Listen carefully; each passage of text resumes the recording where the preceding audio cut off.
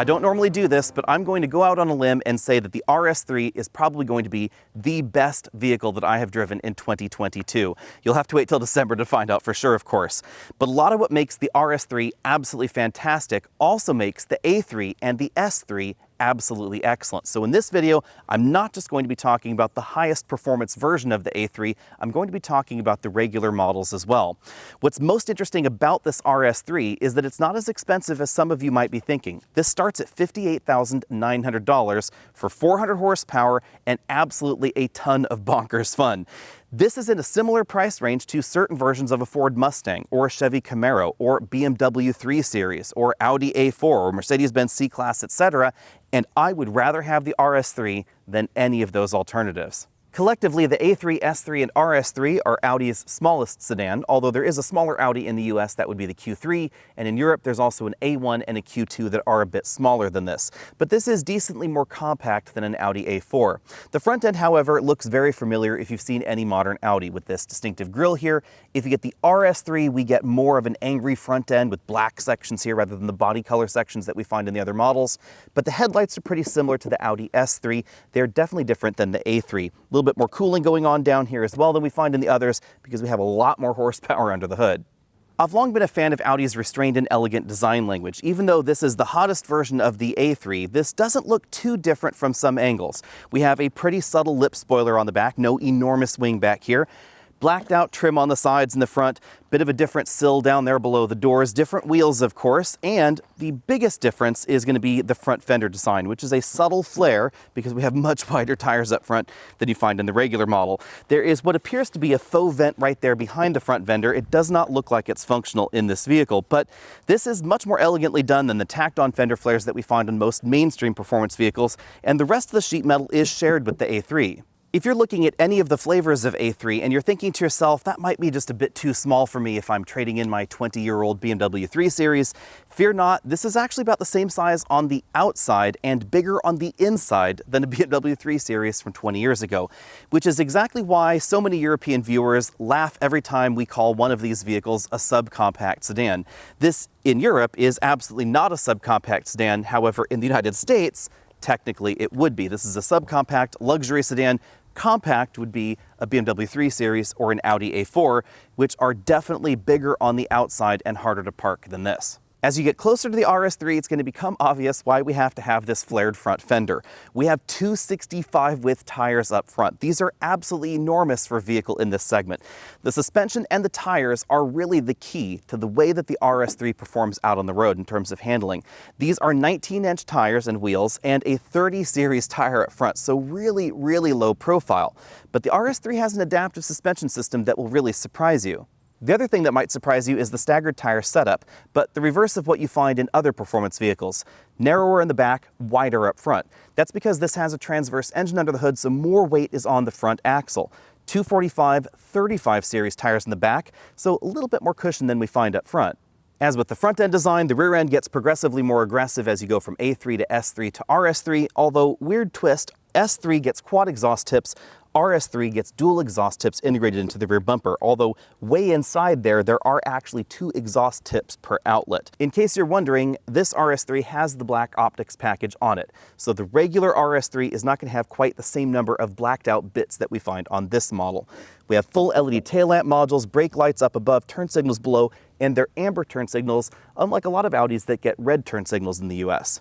Before we talk about the wildest way to get your A3, let's talk about the mildest. The regular A3 starts with the 2-liter 4-cylinder turbocharged engine that produces 201 horsepower, 221 pound-feet of torque, and performance is going to be pretty similar to the base version of the CLA and the 2 Series Grand Coupe. If you want a bit more fun, there's the S3 that will give you 306 horsepower, 295 pound-feet of torque, also from a 2-liter turbo. Both of those engines are mated to a 7-speed dual-clutch automatic transmission, quite like the one under this hood, although there are a few differences. That 7-speed dual-clutch transmission is the reason that the A3 and the S3 get such good fuel economy. You'll get between 36 and 38 miles per gallon easily in the combined cycle on either of those engines. Then we have the RS3, which uses something completely different. This is a 2.5-liter 5-cylinder engine. You might be wondering why 5 cylinders? Well, in a vehicle like this, it makes quite a bit of sense. A while ago, German scientists decided that ½ a liter per cylinder is the optimum cylinder displacement for an engine. And that's why we find so many 2-liter, 3-liter, and 4-liter engines in German vehicles. And if you're going to go with 5 cylinders, you're going to end up with 2.5 liters. Also, a 5-cylinder engine is, generally speaking, smoother than a 4-cylinder, not as smooth as a 6-cylinder, but dimensionally much smaller than a 6. And as you can see, this is transversely located in the engine bay. A 6-cylinder engine would have simply been too long for the A3. They wouldn't have been able to package it under the hood. All things being equal, a 5-cylinder engine should have a little bit more internal friction than a 4-cylinder engine, but less than you'd find in a 6-cylinder engine. Also, a 5-cylinder engine is the first number of cylinders you get where there is some combustion cycle overlap. So in a 4-cylinder engine, when the power cycle is ending, it actually has to completely end, then the power cycle starts on the next cylinder. In a 5-cylinder engine, there's a little bit more overlap, so you get better peak power. And that's how this gets to 401 horsepower, 369 pound-feet of torque, all channeled to the ground via a 7-speed dual-clutch transmission that was reinforced just for the RS model. Also interesting in the RS model is the all-wheel drive system. Audi sells a number of different all-wheel drive systems under the brand name of Quattro, but the functionality of these systems definitely varies from system to system. In terms of general theory of design, they fall into 2 categories: what we find in the A4, 5, 6, 7, 8, etc., and what we find in the Audi A3, S3, and RS3. Instead of having a longitudinally mounted engine, traditional rear-wheel drive transmission with integrated front differential and transfer case, this has a more traditional front-wheel drive style setup. So up front we have that transverse engine, we have a 7-speed dual-clutch transmission, power comes off of there through a Haldex unit and then is sent to the rear axle. But what's different about the system in the RS3 is A, the amount of power it can send to the rear. It has a much beefier all-wheel drive setup, much beefier internals in pretty much everything actually the vehicle has under the skin. That can allow this to send more power to the rear axle than we find practically seemingly in any other entry in this segment. Then in the back, we have something even more special. We have essentially a twin clutch rear differential. So it's a regular differential on the inside, and then it has a clutch pack on the left side and a clutch pack on the right side. That can simply disconnect one wheel whenever it wants to. That has the effect of torque vectoring in the RS3, but to an extent that we don't find in the average torque vectoring rear axle. By completely disconnecting the left wheel, it can send all of the engine power that it can send to the back to a single wheel in the rear. And the Audi RS3 overdrives the rear axle. Although Audi has not given us exact specifications for how much faster the rear wheels spin versus the front, I expect it's probably somewhere around 2 to 3%. In a traditional all-wheel drive setup where you didn't overdrive the rear axle, you could never send more than 50% of the power in a straight line to the rear axle unless one of the front wheels was slipping. That's not the case in the RS3. This can have a rear power bias, and more importantly, it can have a very significant rear power bias on one wheel. So depending on the driving situation, the vehicle could send 50, 60, 70, 80% of engine power to a single rear wheel, and that is really unique in this segment. The net effect of the rear axle in the RS3 is nothing short of amazing. This can get tail happy in a way that simply nothing else in this segment can. If you didn't tell someone that this had a transverse engine under the hood, they'd probably think it was a pure rear-wheel drive sedan, depending on exactly what you're doing with it out on the road. After a week behind the wheel, I found the front seats to be very comfortable. We have a multi-way power driver and front passenger seat with the same range of motion. Both have a 4-way adjustable lumbar support and a manual extending thigh cushion. One thing to note, however, the bolstering is pretty aggressive and it's not adjustable. Now, I found it exactly right for my body shape, but if you're much larger or much smaller than I am, you might find yourself either tossing around a bit too much in the seats or finding them a bit constrictive. But for me at 6 feet tall, these are absolutely perfect. We have a manual tilt telescopic steering column with a pretty large range of motion, but you'll notice over here on the side of your screen, we have kind of a pointy dashboard bit, and I did find myself banging my knee on that on several occasions. And that's not just on the driver's side, we find a very similar design on the passenger side, so definitely watch your kneecaps. Even though front headroom is pretty generous in the A3, I found myself sitting in more of a reclined position with the seat a little bit further back than average. But even then, I still have plenty of room back here in the rear. In here we find 76.4 inches of combined legroom, which is right in line with the new Mercedes-Benz C-Class and only about ½ an inch less than we find in a modern 3 Series or Audi A4. So if you're cross-shopping this with the next category up, you might get more power, but you won't get better performance in some of those, and you won't get a bigger cabin either. You will get a slightly wider back seat, however. Sitting here in the middle, it's definitely noticeable that I am kind of on a small island in the middle, and I don't have as much headroom as I had in the outboard seating position. In the outboard seating position here, I can put my head almost back to the headrest. I do have to kind of scrunch down a little bit, but sitting in a more normal upright position where my head is not on the headrest, I have about 1/4 inch of headroom left. Moving to the other side of the A3 where the front seat is all the way back in its tracks, getting in and out can be a little bit tricky. This front seat was adjusted for a 6'5" passenger I had in here. As you can see, I can't really get my knees behind that seat, but obviously they could have moved forward a little bit. Back here we have air vents for the rear passengers. It's not quite a 3-zone automatic climate control system, although there is a little temperature knob so you can make the air a little bit cooler or a little bit warmer. Also 2 USB charge-only ports. Full down center armrest with 2 cup holders. The armrest can make it a little bit constrictive back here because the armrest is a little on the wide side for something like the A3. The reason that smaller vehicles like the A3 tend to have transverse engine designs is that they're very practical from a packaging perspective. We have about 10.9 cubic feet of cargo space back here, which is pretty similar to the average sedan in the next category up from this, because those tend to be rear-wheel drive. So a lot of the extra length of the vehicle is not for the trunk and it's not for the rear passengers, it's simply for the engine. Under the load floor, we have a little bit of additional storage space in these foam cargo divider sections. We don't have any room for a spare tire because the 12-volt battery is located right there in the middle of things. As we look around the interior, keep in mind this model does have a few options on it, like the upgraded audio system and that black optics package. We have a pretty typically sized moonroof just over the driver and front passengers' heads here. The driver and front passenger get height adjustable shoulder belts, fixed in place headrests, and since this is the RS model, we have that RS logo embossed in the front seat backs. In addition to the leather upholstery, there is a little bit of imitation suede around the interior, but Audi keeps it pretty minor. We have a honeycomb pattern to the center seat back, no ventilated seats in the RS3, these are just heated. As I said before, the bolstering is pretty aggressive on the seat back and bottom cushion, so certainly keep that in mind. Moving over to the front doors, we find a high percentage of soft touch materials on the upper section of the door. Another insert of that imitation suede right there, and then harder plastics down there at the bottom of the door, right along the speaker, and that storage cubby right there at the bottom. Because this is a fairly small car, you can see that if the front seats are moved all the way back, that you're actually looking kind of into the side pillar. So certainly keep that in mind if you're a taller driver or if you simply have longer legs. Moving over to the dashboard, we find a very distinctive design, a little bit different than the rest of the Audi lineup. It's a little difficult to see all the ambient lighting at this time of day. It is fully customizable using the MMI interface, and there's a line running right across the dashboard that's pretty distinctive. Also lighting around the panels and other areas of the interior. 2 pretty large air vents over there for the front passenger. Slot-style glove compartment. You could fit a large tablet computer in there if you really tried. It is just a bit too small for something a bit over 10 inches, however. The upper portion of the dash is made from soft touch materials, the lower portion from hard materials, and then we have an insert of carbon fiber right there around that Quattro logo. In the middle of the dashboard, we find one of Audi's latest touchscreen infotainment systems. This software is starting to feel a tiny bit old to me, however. I do like the look and the functionality that we find in the modern Mercedes systems and the absolute latest version of BMW's iDrive. This is kind of slow actually reacting in some situations, so sometimes the transitions are not quite as smooth as I'd like.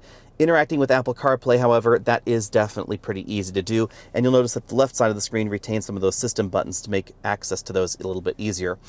Above that, we have an air vent for the driver that matches an air vent over there on the other side of the instrument panel. Below the infotainment system, we find the controls for the dual zone automatic climate control and the heated seats. We then find the Audi Drive Select button that can also be basically accessed from the steering wheel, although it's worth noting that the button on the steering wheel and this button don't perform exactly the same function. This one cycles through the 3 modes that you'll see over here on the left, whereas the RS mode button cycles between those and those 2 options on the right.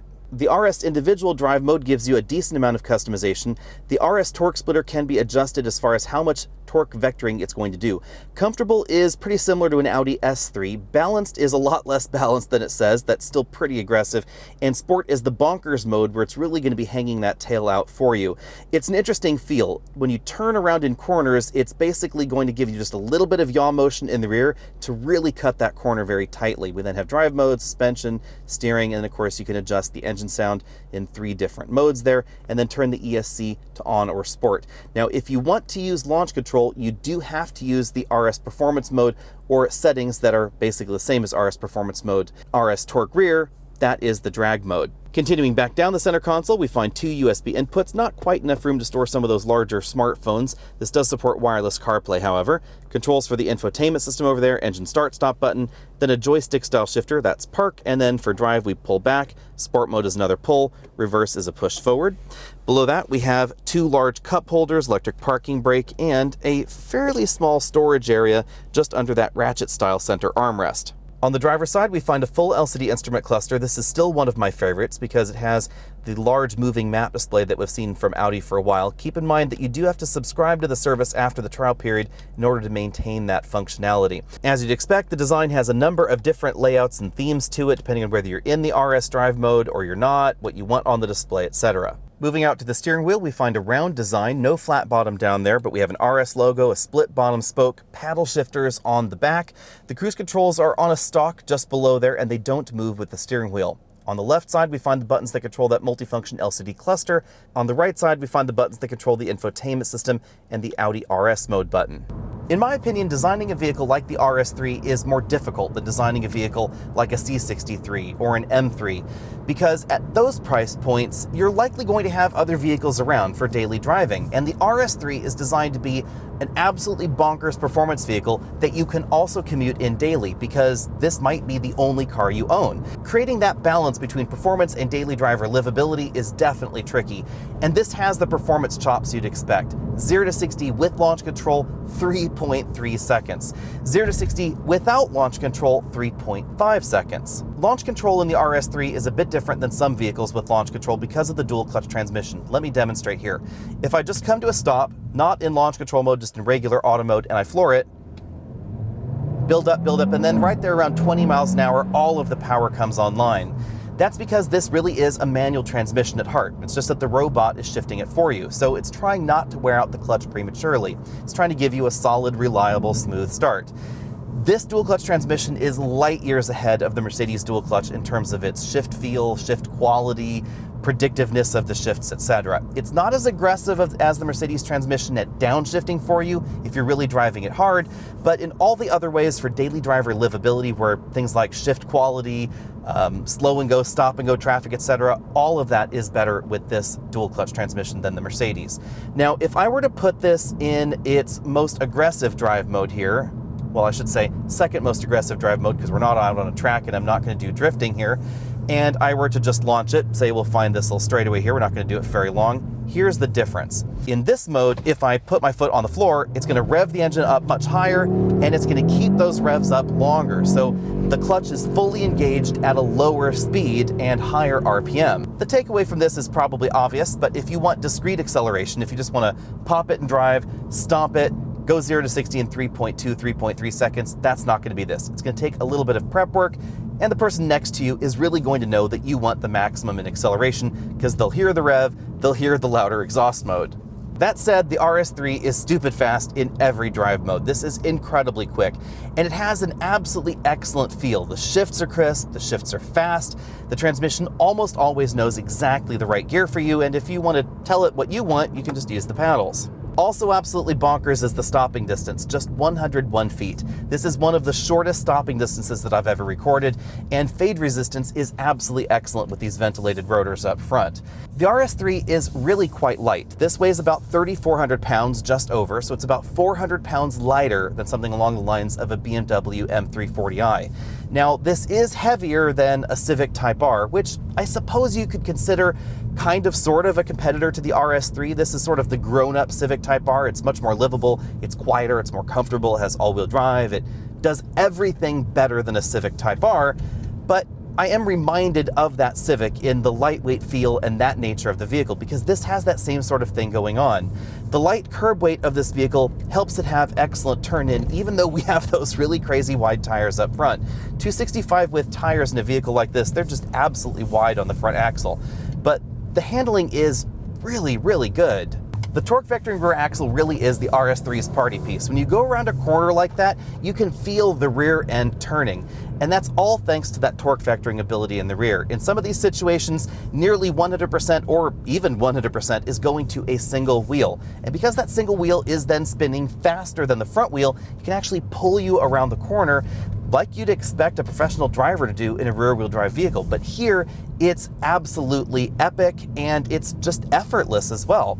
Some folks I could see might dislike the video game aspect of the RS3. Not only does this go exactly where you point it, but if you put your foot a little harder on the throttle, you get a little bit of rear steering there. It is just so much fun on these tight winding roads. In a normal world, you might expect a vehicle like the RS3 to have a little bit of understeer and neutral handling because it has more weight on the front axle, but that's also why Audi put those wider tires up front. This has incredible amounts of front-end grip, power on and power off. So this really doesn't have that sort of front-heavy feel that you can sometimes get in the 2 Series or the Mercedes-Benz CLA. When all these things combine, the magic that is the RS3 happens. I can't believe I'm saying this, but I would buy this RS3 over a wide variety of rear-wheel drive only vehicles because this is so much fun, but it's fun in a predictable, reliable, dependable, and daily driver livable combination.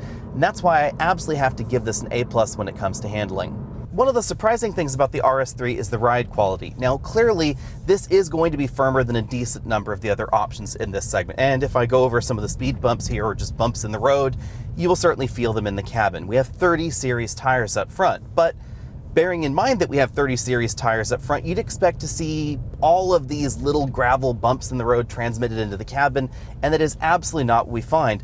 The ride quality in here is shockingly good, and that's all enabled by the light curb weight of the RS3. There's less mass that the suspension has to deal with, and that means that they can give these springs a little bit of a softer tune. They can allow the suspension a little bit more motion when in the auto mode or in the comfort mode to help dampen some of those motions. And even if I were to move this over here into RS Performance, where we have the stiffest suspension, and I go over some of these bumps here, clearly those are being transmitted into the cabin. But again, this is surprisingly livable, and the suspension tune in here is always more comfortable than in the modes that we find in something like a BMW M3 or a C63, the previous version. That's enabled by the lighter curb weight and just the very design of the RS3. When it comes to ride quality, I'm going to give this particular model a B+ because there are times where the ride can become upset thanks to those really low profile tires up front. You will especially notice that with speed bumps, larger potholes out on the road. Larger potholes definitely could be a bit of a worry, but I have to say Audi has done a really impressive job tuning this vehicle, making it daily driver capable and quite comfortable even out on rougher terrain. In my cabin noise testing, this is definitely quieter than the last A3 that I tested. I measured 71 decibels in here at 50 miles an hour, even though we have those pretty wide tires all the way around. So I'm certainly going to give this an A when it comes to cabin noise. I'm also going to give this an A when it comes to fuel economy. Theoretically, this model is EPA rated for around 22 to 23 miles per gallon, but I've been averaging 24.5 over a week of mixed driving and some pretty hard driving because this is so much fun. The dual clutch transmission is certainly the reason that the A3 has this excellent combination of high fuel economy and excellent performance. If you're not a big fan of dual clutch transmissions, say you've driven the Mercedes dual clutch, give this one a try. It is significantly more refined. It's not as refined as the larger and more expensive Audis with that dual clutch transmission, but it's honestly a pretty close second. I definitely don't say this lightly, but the RS3 is one of the most impressive pieces of engineering that I've ever experienced. The things that Audi has made what is ostensibly a front-wheel drive platform do are nothing short of amazing. The handling ability, the performance ability, the stopping power that we have in this vehicle, and the daily driver livability, that combined with those other things really is the amazing part. This is the kind of vehicle where you could very easily just put it in the auto mode, commute to work, take coworkers to lunch, take your kids to school, etc., and have a ton of fun on your favorite winding mountain road on weekends. And most of the competition, or most of the vehicles in a similar price point to this with the same kind of performance, if we want to get down there to 3.3 seconds 0 to 60, we're talking about a very selective number of vehicles. Most of them, or all of them, have some compromise or another, or tons of compromises combined. They're going to be harsher riding than this. They're going to handle well, but they're not going to stop well. They're going to go really fast, but they're not going to do the other things quite as well as the RS3. And this manages a near perfect balance of all of those qualities in the same vehicle. If you're shopping for an A3, RS3, or S3, and you want to know all the pricing details and how exactly these vehicles stack up against the BMW, Mercedes, and perhaps the Cadillac competition, you're going to find that in the Buyer's Guide video, which is effectively part 2 of this, I guess you could say. That's where I take a deep dive into pricing and all of those comparisons. You'll find a link down there in the description. You'll also find a button at the end of this video on the right-hand side of your screen take you over to that video as well. If you're not interested in that, be sure and find me over at Facebook, Instagram, Twitter, all those other social places, and of course, check out evbuyersguide.com and the related podcast channel. There's a link down there in the description as well. I'll see all of you later.